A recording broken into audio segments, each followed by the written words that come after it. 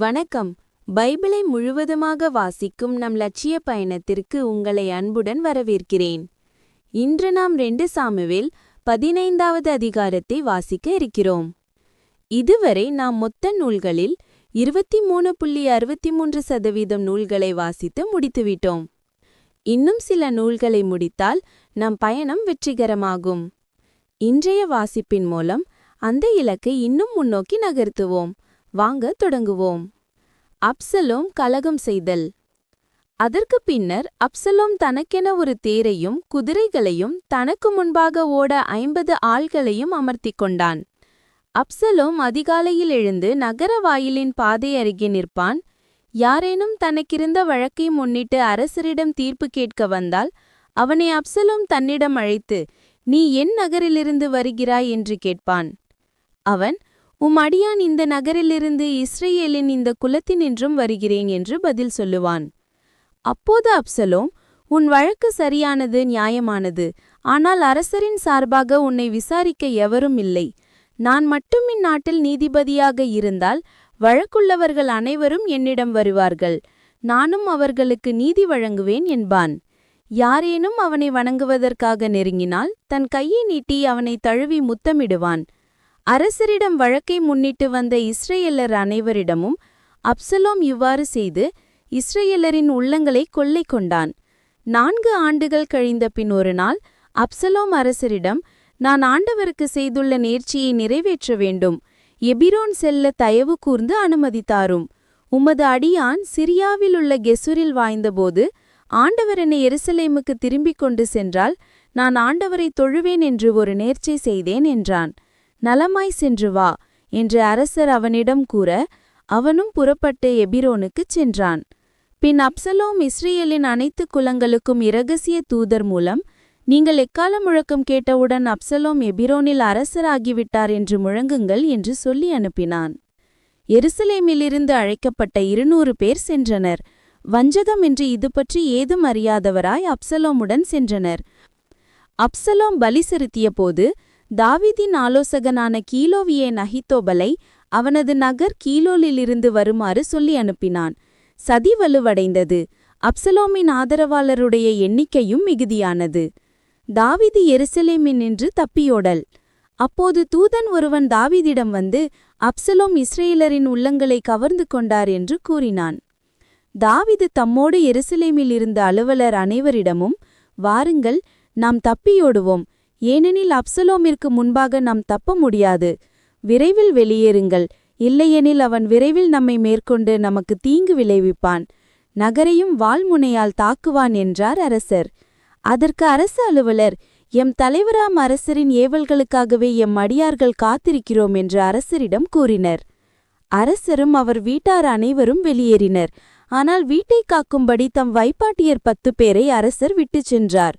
அரசரும் அவர் மக்கள் அனைவரும் வெளியேறி சிறிது தூரம் சென்று ஓரிடத்தில் நின்றார்கள். அவர்தம் அனைத்து அலுவலரும் அவர் முன் அணிவகுத்துச் சென்றனர். காத்திருந்து அவர் பின் வந்த 600 பேர், கெரேத்தியர், பெலேத்தியர், கிட்டியர் ஆகியோர் அனைவரும் அரசருக்கு முன்பாக அணிவகுத்துச் சென்றனர்.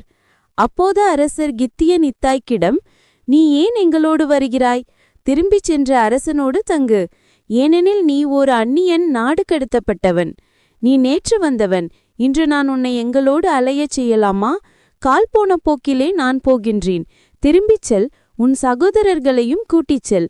உண்மையுள்ளவரின் பேரன்பு உன்னோடு இருப்பதாக" என்று கூறினார். இத்தாய்க்கிடம் அதற்கு மறுமொழியாக, "வாழும் ஆண்டவர் மேலானை, என் தலைவராம் அரசர் மேலானை, வாழ்வாகட்டும் சாவாகட்டும், என் தலைவராம் அரசர் எங்கிருப்பாரோ அங்கே எம் அடியானும் இருப்பேன்" என்று அரசரிடம் கூறினான். தாவீது இத்தாய்க்கிடம், "சரி, முன்னே செல்" என்று சொல்ல, கித்தியனான இத்தாயும் அவனோடு அவன் ஆள்களும் சிறுவர் சிறுமியர் அனைவரும் முன் சென்றனர். மக்கள் யாரும் கடந்து சென்றதைக் கண்டு நாடு முழுவதும் புலம்பியது. அரசர் கித்ரோன் அருவியை கடந்தார். மக்கள் அனைவரும் பாலை நிலத்தை நோக்கிச் சென்றனர். இதோ சாதோக்கும் அவரோடு லேவியர் அனைவரும் கடவுளின் உடன்படிக்கை பேழையை சுமந்து கொண்டு வந்தனர். மக்கள் அனைவரும் நகரி கடக்கும் வரை கீழே வைத்திருந்தார்கள். அபியத்தார் அங்கே வந்தார். அரசர் சாதோக்கை நோக்கி, "கடவுளின் பேழை நகருக்கு திருப்பி எடுத்துச் செல். ஆண்டவரின் பார்வையில் எனக்கு கருணை கிடைத்தால் அவர் என்னை திருப்பிக் கொண்டு வந்து அதையும் அதன் உறைவிடத்தையும் நான் காண செய்வார். உன் மீது எனக்கு விருப்பமில்லை என்று அவர் கூறினால், இதோ நான் இருக்கிறேன், அவர் விருப்பப்படியே எனக்கு செய்யட்டும் என்றார். மேலும் அரசர் குருவாகிய சாதோக்கை நோக்கி, நீரும் திருக்காட்சியாளர்தானே, நீரும் உம்மோடிருக்கும் இரு புதல்வரும் உம் மகன் அகிமாசும் அபியத்தாரின் மகன் யோனத்தானும் நலத்துடன் நகருக்கு திரும்புங்கள். நான் பாலை நிலத்தின் எல்லைப்பகுதிகளில் உன்னிடமிருந்து எனக்கு செய்தி வரும் வரை காத்திருப்பேன் என்றார். அவ்வாறே சாதோக்கும் அபியத்தாரும் கடவுளின் பேயிழியோடு எருசலேம் திரும்பி அங்கேயே தங்கிவிட்டனர். தாவீது அழுது கொண்டே ஒலிவமலை ஏறிச் சென்றார். தலையை மூடிக்கொண்டு வெறுங்காலோடு அவர் நடந்தார். அவரோடிருந்த மக்கள் அனைவரும் தம் தலையை மூடிக்கொண்டு அழுது கொண்டே ஏறிச் சென்றனர். அப்சலோமுடன் சிறுக்கும் சதிகாரருள் அகித்தோபலும் ஒருவன் என்று கூறப்பட்டபோது, தாவீது, ஆண்டவரே, உம்மை வேண்டுகிறேன், அகித்தோபல் மூடத்தனமான ஆலோசனை அளிப்பானாக என்று கூறினார். மக்கள் கடவுளை தொழுத மலையுச்சிக்கு தாவீது வந்தடைனார். அப்போது அர்க்கியனான ஊசாய் கிழிந்த ஆடையோடும் பொழுதி படிந்த தலையோடும் அவரை சந்தித்தான். தாவீது அவனிடம், நீ என்னோடு வந்தால் எனக்கு சுமையாக இருப்பாய். ஆனால் நீ நகருக்கு திரும்பினால் அப்சலோமிடம், அரசே, யான் முன்பு உம் தந்தைக்கு பணியாளாக இருந்தது போல இனி உமக்கும் பணியாளனாக இருப்பேன் என்று சொல்லி எனக்காக அகித்தோபலின் ஆலோசனையை முறியடிக்க முடியும் என்றார். அங்கு குரு சாதோக்கும் அபியத்தாரும் உன்னோடு இருக்கிறார்கள் அல்லவா? அரச மாளிகையிலிருந்து நீ கேட்கும் அனைத்தையும் குரு சாதோக்கிடமும் அபியத்தாரிடமும் எடுத்துச் சொல்லின்றார்.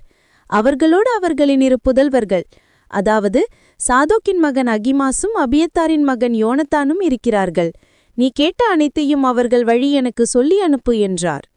தாவீதின் நண்பன் ஊசாய் நகருக்குள் சென்று கொண்டிருந்தபோது அப்சலோம் எருசலேமுக்குள் நுழைந்தான். நாம் 1189 அதிகாரங்களில் 228 அதிகாரங்களை நிறைவு செய்துவிட்டோம். இன்னும் சில அதிகாரங்களை வாசித்தால் முழு பைபிளையும் முடித்து விடுவோம். நாளை அடுத்த அதிகாரத்தை பார்க்க சந்திப்போம். நாள்தோறும் இந்த பயணத்தில் நீங்களும் பங்கேற்றால் பைபிளை முழுமையாக வாசித்து முடிப்போம். இது நம் வாழ்க்கையிலும் ஆன்மாவிலும் பெரிய மாற்றத்தை ஏற்படுத்தும். இந்த பயணம் உங்களுக்கு நம்பிக்கையும் சமாதானத்தையும் கொடுத்தால் இந்த வீடியோவை லைக் செய்யவும் சப்ஸ்கிரைப் செய்யவும் மறக்காதீர்கள். பகிர்ந்து மற்றவர்களையும் இந்த பயணத்தில் சேருங்கள். நாளை மறக்காமல் வாருங்கள்.